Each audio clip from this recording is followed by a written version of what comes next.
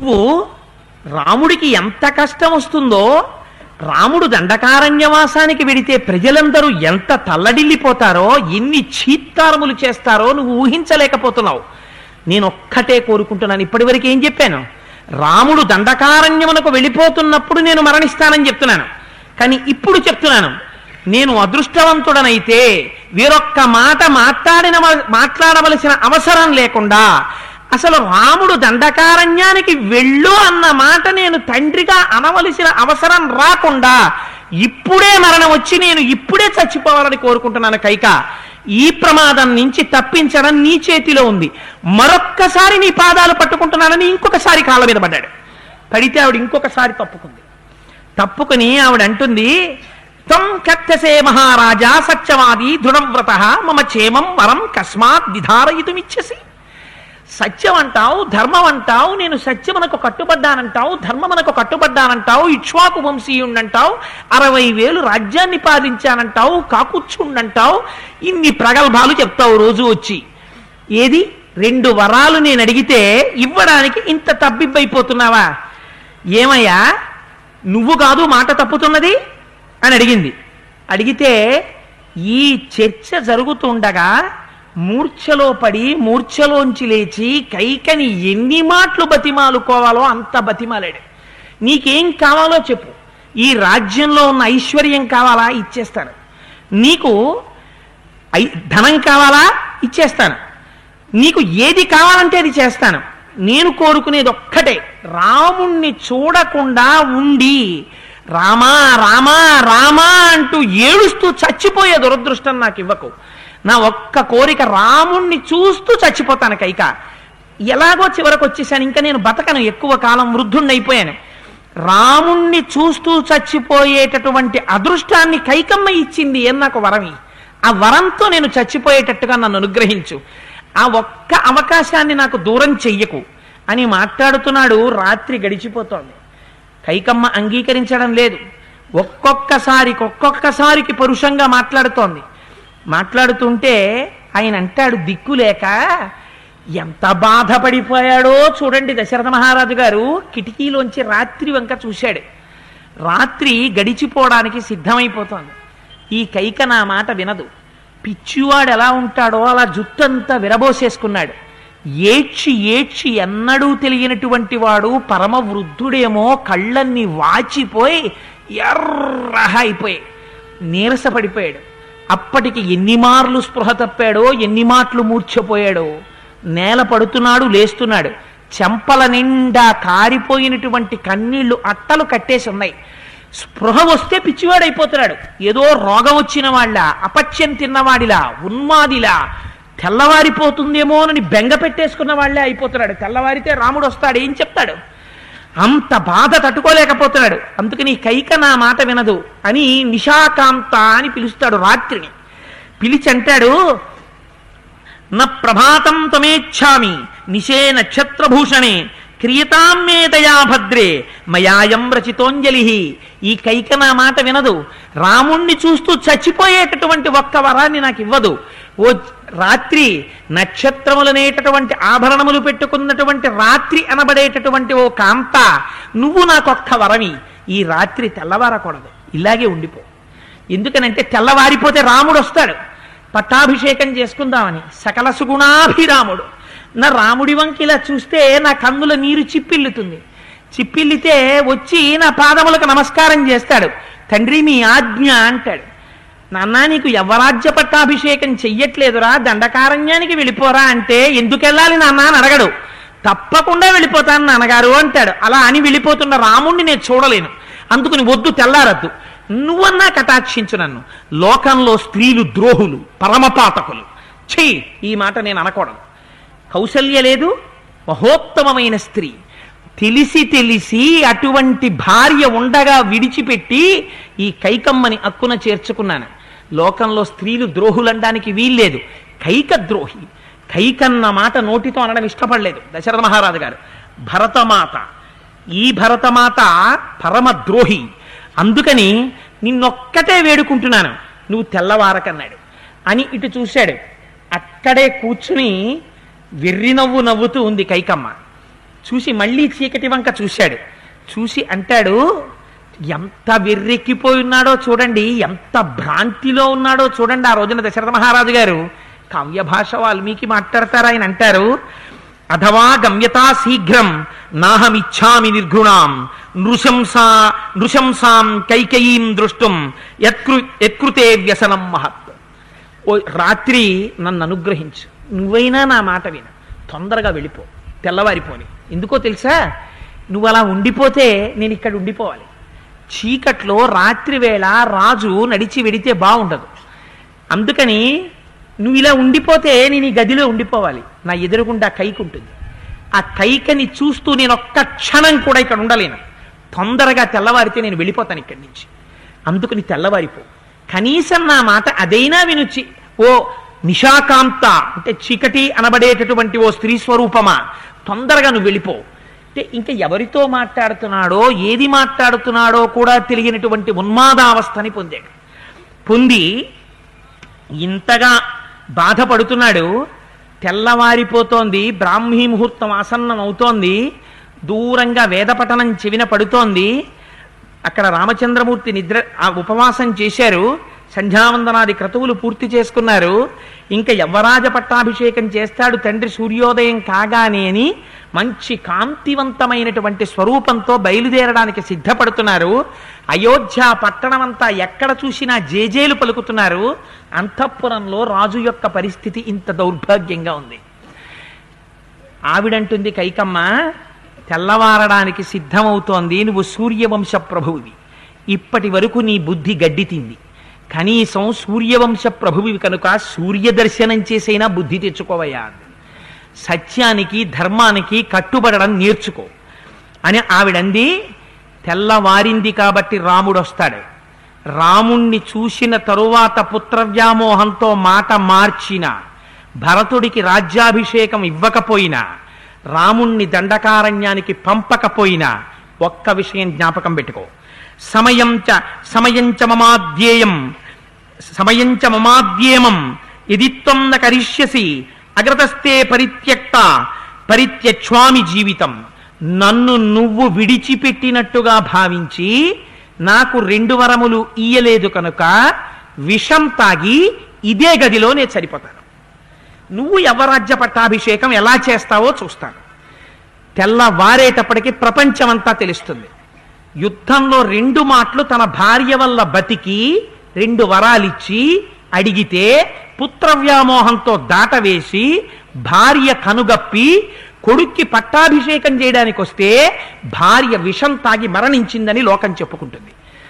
మర్యాదగా నా వరాలకి లొంగి భరతుడికి పట్టాభిషేకం చేసి రాముణ్ణి దండకారణ్యానికి పంపిస్తావో నా మరణాన్ని చూస్తావో దశరథ నీ ఇష్టం. ఆ రోజున దశరథ మహారాజు గారి పరిస్థితి ఉందిటండి. నిగ్రహించగలడా భార్యని? ఏమి చెయ్యగలడు? ఆయన పరిస్థితి ఉందిట, కాడికి కట్టినటువంటి ఎద్దు అటు కాడికి వెనక చక్రానికి మధ్యలో నలిగిపోతే ఎలా ఉంటుందో అలా ఉందిట. ఒక పక్క తెల్లవారిపోతోంది, జయ జయధ్వానాలు వినపడుతున్నాయి. వచ్చి వాళ్ళందరూ స్తోత్రం చేస్తారు, వందిమాగదులు. రాముడు వస్తాడు.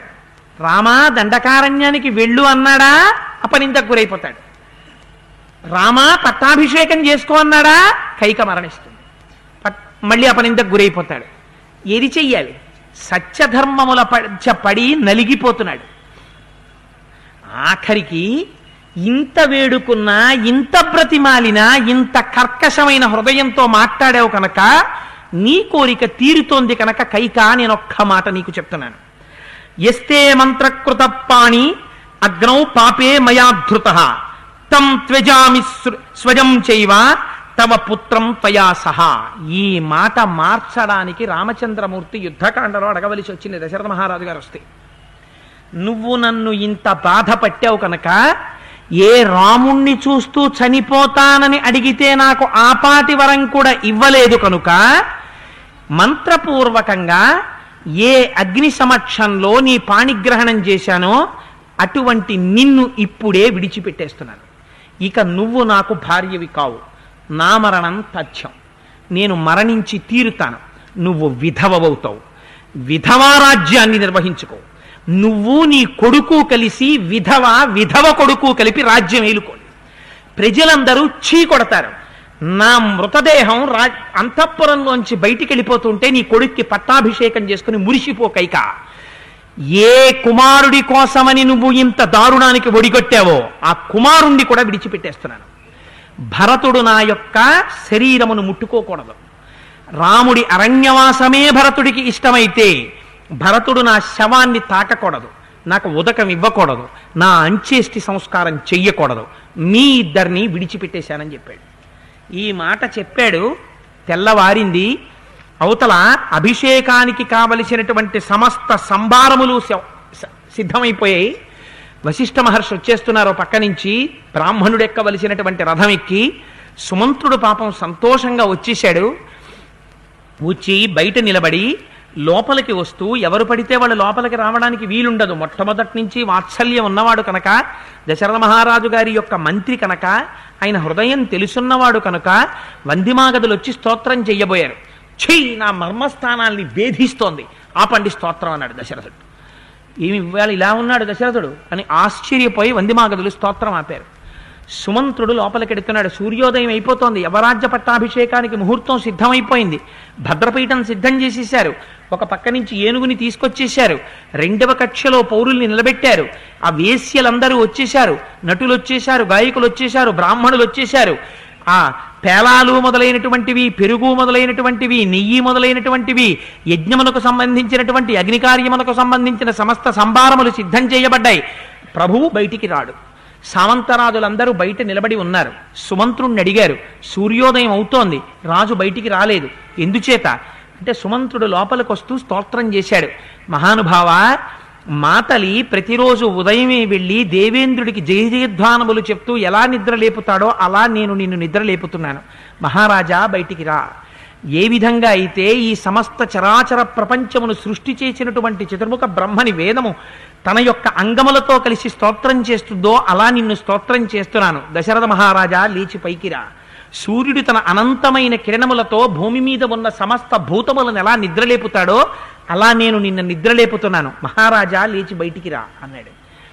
అంటే ఇక నువ్వు మాట్లాడకయా, మాటలు నేను వినలేకపోతున్నాను అన్నాడు సుమంత్రుడు. అంటే గబగబా వచ్చాడు. వచ్చి మహారాజా మీ ఆజ్ఞ, యవ్వరాజ్య పట్టాభిషేకం కోసం అందరూ బయట వేచి ఉన్నారు, ఏమి చెయ్యమంటారని అడిగాడు. అడిగితే మాట్లాడలేక కంటి వెంట నీటి ధారలు పడిపోతుండగా వేరొకసారి స్పృహ తప్పి తాను కూర్చున్న ఆసనం మీద ఒరిగిపోయాడు. ప్రభువు అలా ఉన్నారేమని అడిగాడు.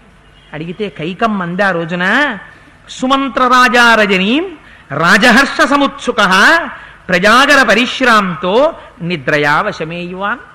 రాత్రల్లా ఎంత సంతోషంగా ఉన్నాడు అనుకుంటున్నావు? పడుకోండి రాజా అంటే తెల్లవారితే మా అబ్బాయికి పట్టాభిషేకం, రాముడికి పట్టాభిషేకం, రాముడికి పట్టాభిషేకం అని ఆ సంతోషంలో నిద్రపోలేదు. పెద్దవాడు కదా, తెల్లవారిన తర్వాత ఇప్పుడు కునుకు పట్టింది, అందుకని ఇప్పుడు నిద్రపోతున్నాడు. నువ్వు గబగబా వెళ్ళి నా ఆజ్ఞకి దశరథాజ్ఞకి తేడా ఏం లేదు, వెళ్ళి రాజు పిలుస్తున్నాడని చెప్పి రాముణ్ణి తీసుకురా. పాపం సుమంత్రుడు బయలుదేరాడు. బయలుదేరితే బయట ఉన్నటువంటి రాజులు అన్నారు, రాముణ్ణి తీసుకొచ్చేయమన్నారు అంటే యవరాజ్య పట్టాభిషేకం సిద్ధం అయిపోతోంది, రాముడు వచ్చే లోపల రాజు బయటికి వచ్చి మాకు దర్శనం ఇవ్వాలి కదా, మేమందరం దశరథ మహారాజు గారికి అభివాదం చేసి నమస్కారం చెయ్యాలి కదా, రాజేడి బయటికి వచ్చి దర్శనం ఇవ్వడు, ఒక్కసారి వచ్చి రాజు ఎందుకు దర్శనం ఇవ్వట్లేదు, సూర్యోదయం అయిపోయింది అని అడిగారు. వశిష్ఠుడు అడిగాడు.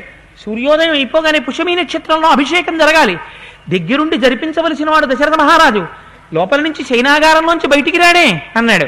అంటే మళ్ళీ కనుక్కొస్తానని మళ్ళీ వెనక్కి వెళ్ళాడు సుమంత్రుడు. వెళ్ళి పాపం లోపలికి వెళ్ళి స్తోత్రం చెయ్యబోయాడు. చెయ్యపోతే దశరథ మహారాజు గారి కంఠం గాద్గదికం అయిపోయింది. ఏం మాట్లాడతాడు? చెప్పాను కదా రాముణ్ణి తీసుకురమ్మని, తీసుకురా అన్నాడంతే. పాపం ఆ మాట విని గబగబా సుమంత్రుడు పైకొచ్చాడు, రథం ఎక్కాడు, రాముని యొక్క అంతఃపురానికి వెళ్ళాడు. అది పాల సముద్రంలోంచి బయటికి వచ్చినటువంటి ప్రాకారంలో ఉందిట. ముత్యాలతో, బంగారంతో, వెండితో తాపడం చెయ్యబడి ఎక్కడ చూసినా హంసతూలికా తల్పాలు, నెమళ్ళు, ఎంత సంతోషంగానో ఎక్కడ చూసినా సరోవరాలు, రాముడి స్నేహితులు, మిత్రులు, బ్రాహ్మణులు, ఋషులు, 15 పక్కన 15 సున్నలు పెడితే ఎంత సంఖ్య వస్తుందో అంతమంది జానపదులు, అయోధ్యానగర వాసులు, శూరులు వీళ్ళందరూ నిలబడి ఎక్కడ చూసినా సంతోషంలో జయరామ జయరామ జయ జయరామ అంటూ రాముడు యవరాజ్య పట్టాభిషేకం చేసుకుంటున్నాడు. ఇంకా కాసేపట్లో మనం భద్రగజం మీద కూర్చుని తెల్లటి గొడుగు కింద ఊరెరుగుతూ వస్తున్నటువంటి రామచంద్రమూర్తి యొక్క దర్శనం చెయ్యబోతున్నాం. ఏమానందం ఏమానందం అని వాళ్ళందరూ మురిసిపోయి మాట్లాడుకుంటున్నారు. మంచి పట్టు వస్త్రములను ధరించి సీతమ్మ తల్లి చేత అలంకృతుడై రామచంద్రమూర్తి ఎంతో సంతోషంగా ఉన్నట్ట. అటువంటి సమయంలో సుమంత్రుడు రథం దిగి ఆ రామచంద్రమూర్తి యొక్క అంతఃపురంలోకి వెళ్ళి ఆ అంతఃపుర వైభవాన్ని చూసి మురిసిపోయారు. మురిసిపోయి లోపలికి వెళ్ళి రామదర్శనం చేసి ఆ కూర్చునున్నాడు రామచంద్రమూర్తి. రామా నీకు జయమగుగాక అన్నారు. చాలా సంతోషించాడు. ఏమి ప్రభువు దగ్గర నుంచి వచ్చావు కదా సుమంత్ర, ఏం ఆజ్ఞని అడిగారు. నిన్ను తీసుకురమ్మన్నారు అన్నారు. యవరాజ్య పట్టాభిషేకానికే వెడుతున్నాననుకున్నాడు రాముడు. కానీ ఒక ధర్మం ఉంది. ఒక మంగళకరమైన పని మీద, ఒక శుభప్రదమైన పని మీద భర్త వెడుతున్నప్పుడు భార్య రాజద్వారాన్ని దాటి వచ్చి సాగనంపకూడదు. అలా సాగనంపితే భర్తకి పనులవవు. ఇవాళ రేపు చాలామంది తమ ఎదురే గొప్పదనుకుని భర్త వెడుతుంటే వీళ్లే ముందు బయటికి వెళ్ళి ఎదురొస్తారు. అలా వస్తే భర్తకి అది అమంగళకరమైనటువంటి చర్య. భార్య ఎప్పుడూ అలా ఎదురు రాకూడదు భర్తకి. భార్య రాజద్వారపు గడప వరకు వచ్చి వెనక నిలబడాలి, భర్త గడప దాటి బయటికి వెళ్ళాలి. అందుకని ధర్మం తెలుసున్నటువంటి తల్లి కనుక సీతమ్మ తల్లి గడప వెనక ఉండిపోయింది. రామచంద్రమూర్తి గడప దాటి బయటికి వచ్చి సీతమ్మ తల్లి ఆయనకి మంగళాశాసనం చేసింది. మీకు విజయం కలగాలి, యవరాజ్య పట్టాభిషేకం జరగాలని ఎంతో సంతోషంగా మాట్లాడింది. మహానుభావుడు బయలుదేరాడు, రథం ఎక్కాడు, సుమంత్రుడితో కలిసి వెళ్ళాడు. వెనకాతలే లక్ష్మణుడు ఉంటాడు. ఆ శ్వేతఛత్రాన్ని పట్టుకున్నాడు. అందరూ రాముడి రథం వెనకాతల పరుగులు తీస్తున్నారు. దశరథ మహారాజు గారి అంతఃపురం దగ్గరికి వెళ్ళారు. రథం దిగాడు. 2వ కక్ష నుంచి నడక ప్రారంభించాడు. మిగిలిన స్నేహితుల్ని వారిని అందరినీ ఆపేశాడు. తన తండ్రిని చూడ్డానికి ఎడుతున్నాడు కాబట్టి ఒక్క లక్ష్మణుడితో కలిసి లోపలికి వెళ్ళాడు. లోపల అంతఃపురంలో దశరథ మహారాజు గారు కైకమ్మతో కలిసి ఆ శయనాగారంలో ఉన్నారు. రాముడు తిన్నగా తీసుకుని పరదా తీసి లోపలికి వెళ్ళాడు. వెళ్ళి ఒక్కసారి దశరథ మహారాజు గారి వంక చూశారు. దశరథుడు ఎన్నడూ దశరథుణ్ణి అలా రాముడు చూడలేదు. ఎందుకని? ఒక పిచ్చివాడు ఎలా ఉంటాడో అలా దీర్ఘమైనటువంటి ఆ కేశములన్నీ జల్లుకుపోయి ఇలా పిచ్చివాళ్ళ పడిపోయి ఉంటే, ఎర్రటి చింతనిప్పుల్లాంటి కళ్ళతో, ఇంతంత వాచిపోయిన కనుగుడ్లతో, ముఖమంతా నీటి చారికలతో, అప్పటికి 10-15 మాటలు స్పృహ తప్పిపోవడం వల్ల జీవచ్ఛవంలా నీరసపడిపోయి రాముణ్ణి చూసేటప్పటికి సంతోషంతో చూసి రామా రా అనే అలవాటున్నటువంటి దశరథుడు అమ్మో ఇంకా నా కొడుకు వెళ్ళిపోతాడని బెంగ పెట్టుకుని చూడలేక ఇలా రాముడి వంక చూస్తూనే వేరొకసారి స్పృహ తప్పి ఆ తల్పం మీద పడిపోయాడు. పడిపోతే రాముడు లోపలికొచ్చి చూసి అంటాడు, తదాపూర్వం నరపతే దృష్ట్వా రూపం భయావహం రామోపి భయమాపన్నః పాదాస్పృష్ట్వేవ పన్నగం. ఎంత గొప్ప మాట వేశారో చూడండి వాల్మీకి మహర్షి. అలా చాలా సంతోషంగా వెళ్ళిపోతున్నవాడు కాలు కింద ఏదో మెత్తగా ఉందేమిటి అని చూసేటప్పటికి ఒక భయంకరమైన త్రాచుపాం కనపడితే ఎలా ఉలిక్కి పడతాడో, దశరథ మహారాజు గారిని అలా చూసి పుట్టి బుద్ధిరిగి తానెన్నడూ అలా ఎరగడు. పైగా ఎంత కోపంలో ఉన్నా దశరథ మహారాజు గారు రాముడు కనపడేటప్పటికి ప్రసన్నుడైపోతాడు. రామా రా అని దగ్గర కూర్చోపెట్టుకుంటాడు. అటువంటి తండ్రి ఇవాళ పిచ్చి చూపు చూస్తూ ఉన్మాదిలా వెర్రివాళ్ళ ఇలా ఒక వంకర చూపు చూసి వెంటనే స్పృహ తప్పిపోతే భయపడిపోయాట. అమ్మా నేను ఇప్పుడు చూడలేదు నాన్నగారిని ఇలాగా, ఎందుకమ్మా నాన్నగారు ఇలా ఉన్నారు అన్నాడు. ఎంత ప్రేమో చూడండి మహానుభావుడికి అని ఆయన అంటాడు, అమ్మా నా వల్ల ఏమైనా అపరాధం జరిగిందా అమ్మా, నా వల్ల పొరపాటు జరిగిందా అమ్మా, నేను ఇలా నాన్నగారిని చూస్తాను అనుకోలేదు, ఇలా ఉండి పిలిపించారేంట మా నాన్నగారు, కచ్చిన్మయా నాపరాధ మజ్జానాత్ ఎనమేపిత, అమ్మా నా వల్ల ఏదైనా పొరపాటు జరుగుంటే చెప్పమ్మా దిద్దుకుంటాను, నేను ఎప్పుడు ఇలా చూడలేదు ఏంటమ్మా నాన్నగారు అలా ఉన్నారు అన్నాడు. అని అతోషయన్ మహారాజా మకుర్వన్ వాపితిర్వచ ముహూర్తమపి నైచ్ఛేయం జీవితం కుపితే నృప. అమ్మ, నా వల్ల నాన్నగారు ఒక్క నిమిషం దుఃఖపడినా సరే అటువంటి జీవితం నాకు అక్కర్లేదమ్మా. నాన్నగారు నా వల్ల జీవితాంతం సంతోషాన్ని పొందాలి. ఒక్క నిమిషం రాముడి వల్ల ఈ దుఃఖాన్ని పొందానని నాన్నగారు దుఃఖపడినా ఆ జీవితం నాకు అక్కర్లేదమ్మా. ఎందుకమ్మా నాన్నగారు ఇలా ఉన్నారు? అమ్మా, నాకు నిజం చెప్పవా? ఏదైనా దుర్వార్త విన్నారా? సుమిత్రకి కానీ కౌసల్యకి కానీ ఏమైనా అనారోగ్యం చేసిందా? తండ్రి గారికి సుస్థి చేసిందా? ఎందుకమ్మా ఇలా ఉన్నారు? నాకు సత్యం చెప్పు తల్లి అని అడిగారు. అడిగితే ఆవిడంది, కైకమ్మ ఎలా మాట్లాడిందో చూడండి. నోట మాట మాట్లాడలేక స్పృహ వచ్చి కొడుకు వంక ఇలా చూడలేక దశరథ మహారాజు గారు తలిలా వంచేసుకుని కంటి వెంట బాష్పధారలు ఇలా ఒళ్ళో పడిపోతుంటే, కట్టుకున్నటువంటి ఆ వస్త్రమంతా తడిసిపోతుంటే, చేతులు మించిలా నీళ్లు కారిపోతుంటే ఏడుస్తూ కూర్చునున్నాడు దశరథుడు. ఆవిడంది, చెప్తానయ్యా మీ నాన్న ఎందుకు ఏడుస్తున్నాడో. ఎదిత దక్ష్యతే రాజా శుభం వా ఎదివా శుభం కరిష్యసి తవస్సర్వ మాఖ్యాస్యామి పునఃస్పహం. నీకు చెప్తాను రామా, కానీ ఏం చేస్తే మీ నాన్నకి ఈ శోకం ఉపశమిస్తుందో కూడా చెప్తాను. కానీ చెప్పాక, అమ్మా ఇది నాకు అంత శుభం కాదే అమ్మా, లేకపోతే ఇది నాకు ఇంత కష్టమే అని నువ్వు అనకూడదు. అది నీకు కష్టమే అవని శుభమే అవని ఏదైనా కూడా నువ్వు ఆ పని కానీ చేశావా మీ నాన్న మళ్ళీ సంతోషంగా ఉంటాడు. అలా నువ్వు మాట ఇయ్యి రామా, నీకు చెప్తానంది. ఈ మాట రాముడితో మాట్లాడుతుంటే అక్కడున్న దశరథ మహారాజు గారు కైకవంక చూసి చెయ్యి అని ఒక్కసారి తలొంచేసుకున్నట్టు. ఇంకేమంటాడు అంతకన్నా? పాపం ఎంత ఆక్రోశంలో ఉన్నాడో చూడండి మహానుభావుడు. అంటే ఆయన అన్నాడు, రామచంద్రమూర్తి ఏమిటమ్మా చాలా గమ్మత్తుగా మాట్లాడుతున్నావు. తద్బ్రూహి వచనం దేవి రాజ్ఞో యదభికాంక్షితం కరిష్యే ప్రతిజానేచ రామోత్తీర్ణాభిభాషతే. అమ్మ, రాముడికి 2 మాటలు చేత కావమ్మా, నీకు తెలీదా? రాముడంటే ఒక్కటే మాట. రాముడు కష్టమా సుఖమా ఇవి చూడ్డమ్మా. నువ్వు అడుగు, అది ఏదైనా కానీ చేసేస్తాను. దానివల్ల నాన్నగారు సంతోషంగా మళ్ళీ కూర్చుంటే అంతకన్నా నాకు ఇంకేం అక్కర్లేదమ్మా. అది నాకు ఎంత కష్టం అవని. అగ్నిలో దూకేయిరామా అని నాన్నగారు అంటే నేను దూకేస్తానమ్మా, కానీ నాన్నగారు సంతోషంగా కూర్చోవాలి. రామ, నిష్కారణంగా నువ్వు సముద్రంలో దూకి మునిగిపో అంటే ఎందుకని అడగనమ్మా, నేను దూకేసి మునిగిపోతాను. కానీ నాన్నగారు సంతోషంగా కూర్చోవాలమ్మా, నాకు అది చాలు. రామా, నువ్వు అరణ్యములు పట్టి వెళ్ళిపో, నేను వెళ్ళిపోతానమ్మా, నాకు అక్కర్లేదు. కానీ మా నాన్నగారు సంతోషంగా కూర్చోవాలి. అందుకని నువ్వు బెంగ పెట్టుకోకమ్మా, నేనేం చెయ్యాలి చెప్పు, నేను చేసేస్తాను. అంటే ఆవిడంది, నేను నిన్న రాత్రి మీ నాన్న సత్యసంధుడు కదా అని పూర్వంలో 2 వరాలు ఇచ్చాడు కదా అని 2 వరాలు అడిగానయ్యా. 14 సంవత్సరాలు నువ్వు నారచీరలు కట్టుకొని పాదుకలు లేకుండా జటలు కట్టుకున్నటువంటి తలతో 14 సంవత్సరములు కేవలం ఒక తపస్వి ఎలా ఉంటాడో అలా నువ్వు అరణ్యములలో దండకారణ్యవాసం చెయ్యాలి అని వరం అడిగాను. అదే ముహూర్తానికి భరతుడికి పట్టాభిషేకం చెయ్యాలని అడిగాను. అప్పటి నుంచి మొదలు నరికిన చెట్టులా ఇలా పడిపోయి ఉన్నాడు. అందుకని రామా, ఈ 2 కోర్కెలు నువ్వు తీరిస్తే మీ నాన్న సంతోషిస్తాడు. మీ నాన్న ఎందుకు అలా ఉన్నాడో తెలుసా? నువ్వు తీరుస్తావో తీర్చవో అని బెంగ పెట్టుకున్నాడయ్యా. అంటే ఆయన అన్నాడు, అమ్మా ఎంత మాట అన్నావమ్మా, నాన్నగారు అడగడం నేను కాదనడమా, తప్పకుండా చేసేస్తానమ్మా.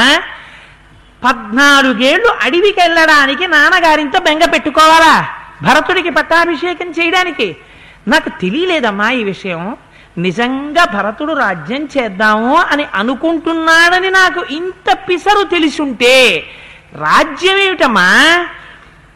అహం హి సీతాం రాజ్యం చ ప్రాణావిష్టాం ధనాని చ హృష్టో భ్రాతే స్వయం దద్యాం భరతాయ ప్రచోదిత. భరతుడి కన్నా నాకు ప్రపంచంలో ఎవరెక్కువమ్మా? సీతను అడిగితే ఇచ్చేస్తాను. రామా, నీ ప్రాణాలు కావాలంటే భరతుడి ముందు ప్రాణం విడిచిపెట్టి పడిపోతాను. అన్నయ్య, నాకు రాజ్యం కావాలన్నయ్య అంటే సంతోషంగా రాజ్యం ఇచ్చేస్తాను. ధనమంతా ఇచ్చే అన్నయ్య అంటే ఇచ్చేస్తాను. ఇది అడగడానికి నాకు తెలియలేదమ్మా భరతుడికి ఆ కోరిక ఉందని. తెలియక నేను యవరాజ్య పట్టాభిషేకం చేసుకుంటానన్నానమ్మా. ఎంత సంతోషమమ్మా తమ్ముడు పట్టాభిషేకం చేసుకుంటే. ఏమడిగాడమ్మా నన్ను? ఏమైనా పెద్ద కోరిక అడిగాడా? రాజ్యం చేస్తానంటున్నాడు అంతే కదా. తప్పకుండా తమ్ముడికి యువరాజ్య పట్టాభిషేకం చేసేయండి. కానీ అమ్మా నేను ఎందుకు బాధపడుతున్నానో తెలుసా? ఒకే ఒక్క విషయానికి బాధపడుతున్నానమ్మా.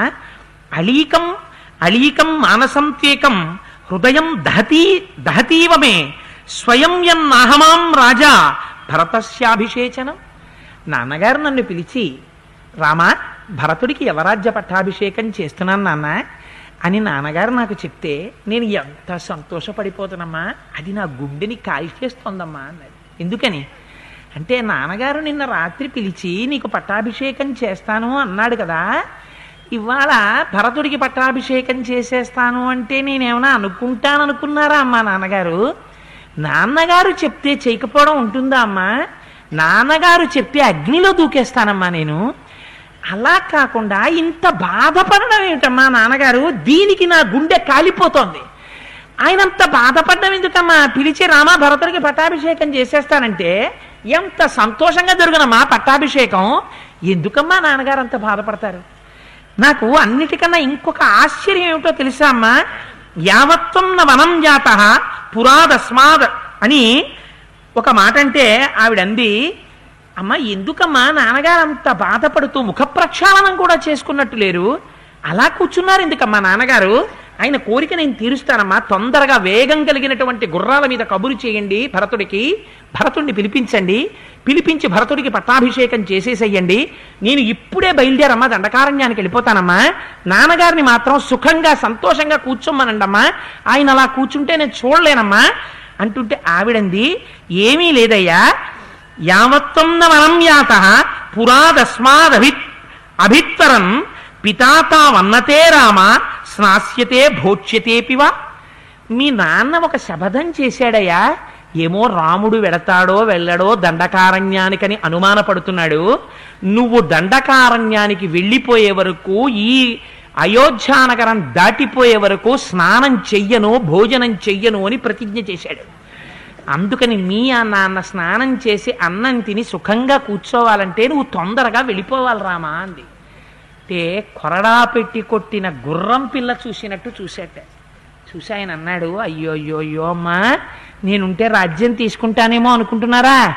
నహమర్ధపరోదేవి లోకమా వస్తుముత్సహే విద్ధిమాం ఋషిభిః తుల్యం కేవలం ధర్మమాస్థితం.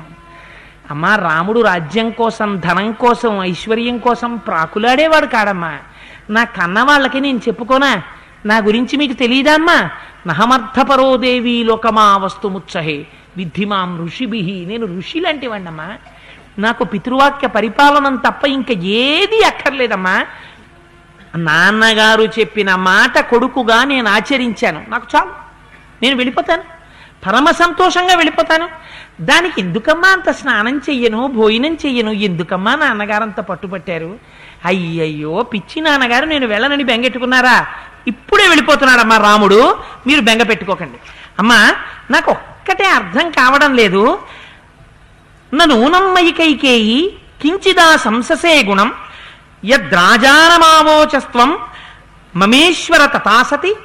అమ్మ రాత్రి దశరథ మహారాజు గారిని నువ్వు 2 వరాలు అడిగాను, నేను వెళ్ళిపోవాలని, భరతుడికి పట్టాభిషేకం చెయ్యాలని అడిగానంటున్నావు. అమ్మ నీకైనా తెలీదా నా గురించి? రాముడు ఒకటి భరతుడు ఒకటినా అమ్మా? నీకు రమభరతులు ఇద్దరు ఒకటేనమ్మా. నీకు ఎప్పుడూ 2 కుమారుల తల్లివే నువ్వు నన్ను పిలిచి, రామా నువ్వు అరణ్యవాసానికి వెళ్ళిపో, భరతుడు పట్టాభిషేకం చేసుకుంటాడు అంటే నేను సంతోషంగా వెళ్ళిపోనమ్మా. దానికి 2 వరాలు అడిగావా? అయ్యో అమ్మా నా గుణాలు నీకు ఇవే అర్థమయ్యాయి. ఎంత అమాయకురాలివమ్మా. ఇప్పుడే వెళ్ళిపోతున్నాను. కానీ అమ్మ ఒక్కసారి నాన్నగారి పాదాలకి నీ పాదాలకి నమస్కారం చేసి వెళ్ళిపోవచ్చా అమ్మా అని అడిగాడు. ఎందుకని? వెళ్ళిపోతే తప్ప స్నానం చెయ్యడు అన్నం తినడు అందని. తొందరగా నమస్కారం చేసి వెళ్ళిపోరామా అందావిడ. అంటే ఈ మాటలు విని నహమర్థపరోదేవి లోకమా వస్తుముత్సహే విద్ధిమాం ఋషిభిః తుల్యం కేవలం ధర్మమాస్థిత. అమ్మా నాన్నగారు సంతోషిస్తే అగ్నిలో దూకేస్తానమ్మా అని అమాయకంగా రాముడు ధర్మ ప్రతిజ్ఞకి కట్టుబడిన వాడై తండ్రి యందు అంత ప్రేమతో మాట్లాడుతుంటే తట్టుకోలేక నా మాట కాదనే కొడుకు పుట్టనందుకు ఇప్పుడు ఏడుస్తున్నాను. నా మాట వినే కొడుకు పుట్టాలి, నా మాట వినే కొడుకు పుట్టాలి, తండ్రి మాట కొడుకు వినాలని ఇన్నాళ్ళు అనుకున్నాను. నా మాట వినే కొడుకు పుట్టడం నాకెంత శాపం అని ఇప్పుడు ఏడుస్తున్నాను కైకా. ఈ రాముడు నన్ను ఎదిరించాడు, ఇది నా దుఃఖానికి కారణమైంది, నా మరణానికి కారణమవుతోందని ఆ బాధ చేత స్పృహ తప్పి మరొకసారి ఒరిగిపోయాట దశరథ మహారాజు గారు. మూర్ఛలో పడిపోయి ఉంటే తల ఇలా పైకెత్తి నీళ్లు పొయ్యలే కైక. దేవతలంతా ఆవహించారు ఆవిడ్ని. అలా స్పృహ తప్పి పడిపోయి ఉన్న తండ్రికి కొద్దిగా నీళ్లు పడదామంటే నువ్వు వెడితే తప్ప నీళ్లు తాగడం, అన్నం తిండంది. అందుకని నేను వెళ్ళిపోతే నాన్నగారు నీళ్లు తాగుతారు, చాలు స్పృహలోకి వస్తారని కన్నుల వెంట నీరు కారుస్తూ తండ్రి పాదములు గట్టిగా పట్టుకుని, నాన్నగారండి ఇలా పట్టి నమస్కారం చేసినప్పుడు రామవర్మాహంభోభివాదయేని నమస్కరిస్తుంటే రామాని లేచి కౌగిలించుకునేవారు. అటువంటి నాన్నగారు ఇవాళ నేను వెడితే తప్ప అన్నం తిననని శపథం చేశారని గట్టిగా పాదములు పట్టి నమస్కరించి, కైకమ్మ పాదములు పట్టి నమస్కరించి లేచి రాముడు వెళ్ళిపోతున్నట్ట. వెనకనున్న లక్ష్మణుడికి వచ్చింది కడుపులోంచి మంట. కన్నుల వెంట నీరు కారిపోతూ, వదరిపోతూ, పెదవులు అదిరిపోతూ, ముక్కు పుటాలు ఎగరేసేస్తూ ధనస్సు గట్టిగా పట్టుకుని రాముడి వెనకాతల తోక తొక్కినటువంటి నల్లత్రాచ ఎలా వెడుతుందో పుట్టలోకి ఎలా వెడుతున్నట్ట రాముడితో కలిసి. ఇద్దరూ కలిసి బయటికి వచ్చారు. అక్కడ పట్టాభిషేకానికి కావలసినటువంటి సంబారాలు ఉన్నాయి. దానికి ప్రదక్షిణం చేశాడు. తనకి జరగకపోవచ్చు, భరతుడికి పట్టాభిషేకం చెయ్యడానికి ఉన్న సామాగ్రి ఇది ఒకరిని రాజుని చెయ్యబోతోంది. పరమ పవిత్రమని నమస్కారం చేశాట. కాంతి తరగలేదు, మనస్సులో వికారం లేదు, కళ్ళల్లో బాధ లేదు, కంటి వెంట ఏడ్పు లేదు, రాజ్యం పోయిందని బెంగలేదు. తండ్రి తొందరగా అన్నం తిని స్వస్థతగా కూర్చుంటే చాలనుకున్నట్ట. అనుకుని గబగబా బయలుదేరి అమ్మ అనుజ్ఞ తీసుకుని ఆశీర్వచనం తీసుకుని బయలుదేరదామని గబగబా లక్ష్మణుడితో కలిసి కౌసల్య ఉన్న గృహంలోకి వెళ్ళాడు. ఒక్కొక్క కక్ష్య దాటుతుంటే వృద్ధులైనటువంటి వారు కొంతమంది బయట ఉన్నారు, ఆ తర్వాత కొంతమంది వృద్ధ బ్రాహ్మణులు ఉన్నారు, ఆ తర్వాత కొంతమంది బాలురున్నారు, స్త్రీలున్నారు, సేవ చేసేటటువంటి వారు ఉన్నారు. వీరందరినీ దాటి మహానుభావుడు రామచంద్రమూర్తి లోపలికి వెళ్ళి చూసేసరికి పూజాగృహంలో మౌనం వహించి తన కుమారుడికి ఇంకా కొంచెం సేపట్లో యవ్వరాజ్య పట్టాభిషేకం జరుగుతోందని పరమ సంతోషంతో రాత్రంతా శ్రీ మహావిష్ణువుని పూజ చేసినదై మౌనంతో కళ్ళు మూసుకుని ఆ అగ్ని వేది ముందు కూర్చుని నమస్కరిస్తున్నటువంటి కాంతితో కూడినటువంటి నిత్యము వ్రతములు చేసి చేసి చేసి చేసి శుష్కించిపోయినదై, అమ్మయ్యా కొడుక్కి పట్టాభిషేకం జరుగుతోంది చాలు జీవితంలో అని, పిల్లలు లేరు పిల్లలు లేరు పిల్లలు లేరు, ఈవిడ్ని కట్టుకున్నా బిడ్డలు పుట్టలేదని తన కళ్ళ ముందే ఇంకొక భార్యని కట్టుకుంటే, అవును నాకు బిడ్డలు లేరు కాబట్టి భర్త వేరొకరిని పెళ్లి చేసుకున్నాడని మనసు సరిపెట్టుకున్నది, ఆవిడికి కూడా పిల్లలు లేరని వేరొకరిని కట్టుకుంటే, అవును మాకిద్దరికీ లేరని వేరొకరిని కట్టుకుంటాడని చెప్పి మనసు సరిపెట్టుకున్నది, పెద్ద భార్య అయినా ఎన్నడూ తన అంతఃపురానికి రాకపోయినా అవును నా దగ్గరికి వచ్చి ప్రయోజనం ఏమిటని మనసు సరిపెట్టుకున్నది. ఇవాళ వ్రతములు చేసి దైవానుగ్రహంతో నాకొక బిడ్డడు పుట్టి సకల గుణాభిరాముడై తండ్రిని అపారంగా మురిపింపచేసి నేటికి యవరాజ్య పట్టాభిషేకం పొంది రాజమాత కౌసల్య అనేటటువంటి కీర్తిని నాకు ఇవ్వబోతున్నాడు నా కొడుకు. నా జీవితం ధన్యత పొందిన రోజని పరమ సంతోషంతో శ్రీ మహావిష్ణువుని ప్రార్థన చేస్తున్న కౌసల్యామాతని చూసి తడబడుతున్న అడుగులతో కూడిన వాడై లోపలికి వెళ్ళాట రామచంద్రమూర్తి. ఇంకింతకన్నా ఘట్టాన్ని దాటితే మళ్ళీ నేను ఎక్కడో అక్కడ మంగళప్రదమైన విషయం దగ్గర ఆపడం కష్టం. సరే ఏమో 7 రోజుల్లో పూర్తి చేస్తాడో 10 రోజులు తీసుకుంటుందో, కానీ ఏం పర్వాలేదు, 7 రోజుల్లో స్వామి పూర్తి చేయిస్తారు ఈ కాండని. అందుచేత రేపటి రోజున ఏమి ధర్మము రాముడంటే కౌసల్య ఎలా మాట్లాడుతుందో విని తీరాలి. జ్యేష్ఠ మహిషి ధర్మపత్ని ఆవిడ మాట్లాడుతుంది, రేపు రాముడు మాట్లాడతాడు, లక్ష్మణుడు మాట్లాడతాడు. రామాయణం అంటే ఏమిటో మహర్షి చూపిస్తారు. నేను రేపటి రోజున మిగిలిన కార్యక్రమం చేస్తాను. ఒక్కసారి మనం అనుకుంటున్నాం కదా, ఏ రామనామం మనందరినీ ఉద్ధరిస్తుందో ఆ రామనామం ఒక్క 11 మార్లు చెప్పుకుని బయలుదేరదాం. వేదవాక్య ప్రమాణములచే అలరుచున్నది శ్రీరామనామము.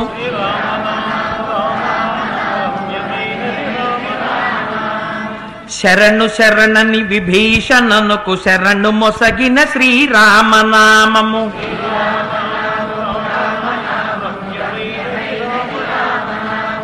శాంతి సత్య అహింస సమ్మేళనమే శ్రీరామనామము.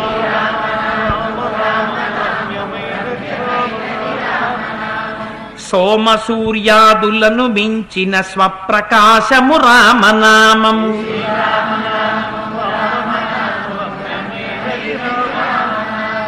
సోహమ్మను మంత్రార్థ విధుల దేహముక్తియే శ్రీరామనామము.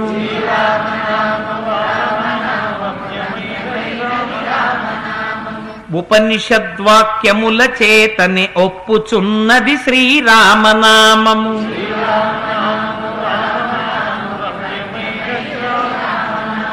దాసులను రక్షించదయగల ధర్మనామము రామనామము.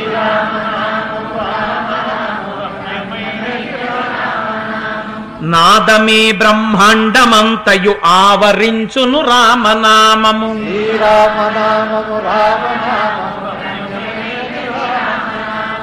రాక్షసులను తరిమి కొట్టిన నామమే శ్రీరామనామము.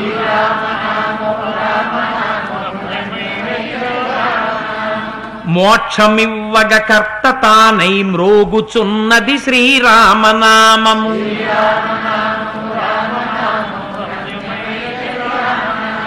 శాంతిగా ప్రార్థించు వారికి సౌఖ్యమైనది శ్రీరామనామము.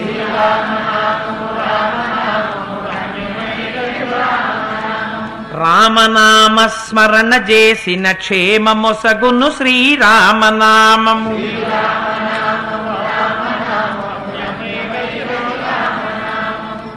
సర్వం శ్రీ ఉమామహేశ్వర పరబ్రహ్మార్పణమస్తు. స్వస్తి.